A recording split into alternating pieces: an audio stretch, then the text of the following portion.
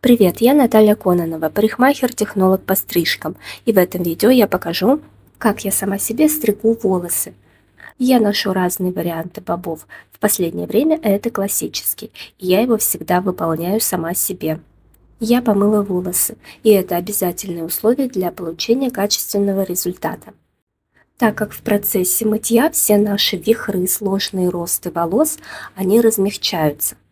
Волосы становятся рассыпчатыми, и все сложные моменты, которые будут выскакивать в процессе стрижки или в процессе сушки, мы уже увидим и сможем их доработать. На грязных или на несвежих волосах такое, конечно, не получится, там просто все слипнется. Мы это все будем приглаживать расческой и не увидим, что у нас там вообще какие-то вихры нужно было доработать.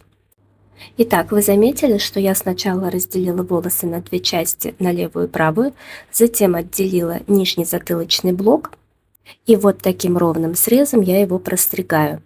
Голову я стараюсь держать прямо, не наклоняя ни влево, ни вправо, головой здесь мотать нельзя.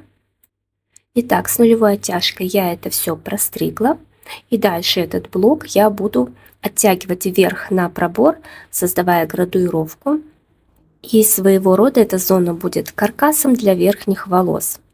Я знаю, многие стригут сами себя, и парикмахеры в том числе. Я не вижу в этом ничего плохого, если получается, то почему бы и не стричь. Тем более всех, кого я знаю, тех людей, которые стригут сами себя, они получают удовольствие от этого процесса, и я в том числе. И, внимание, я никого к этому не призываю стричь волосы самой себе. Конечно, если вы сомневаетесь в своих силах, умениях, способностях, то, конечно, лучше пойти к мастеру в салон. Итак, градуировку я сделала, прочесала, волоски, которые вылезли, я подровняла. И дальше, прядь за прядью, я буду продвигаться вверх. И здесь важно понимать, что чем тоньше будет прядь, тем качественнее получится стрижка. Работа, конечно, ювелирная, трудоемкая.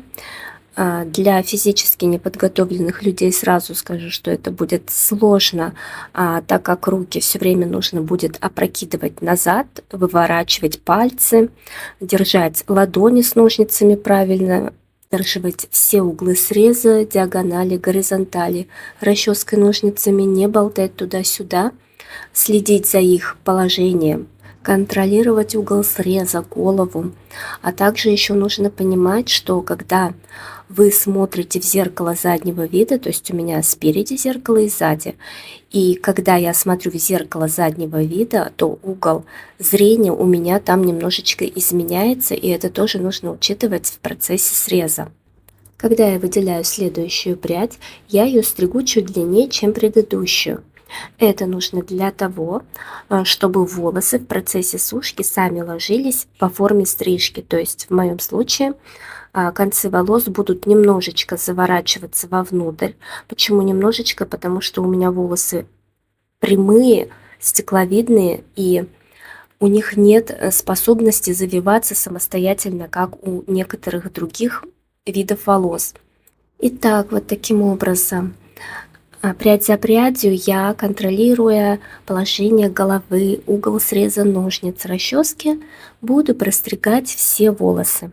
Друзья, приятного просмотра. Если у вас в процессе возникнут вопросы, можете задавать их мне в комментариях, я с удовольствием на них отвечу.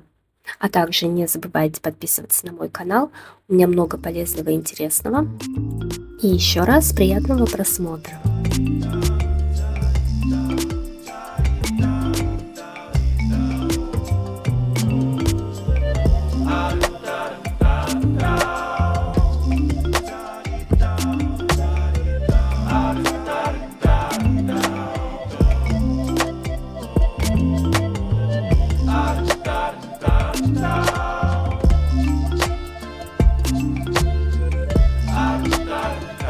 Yeah.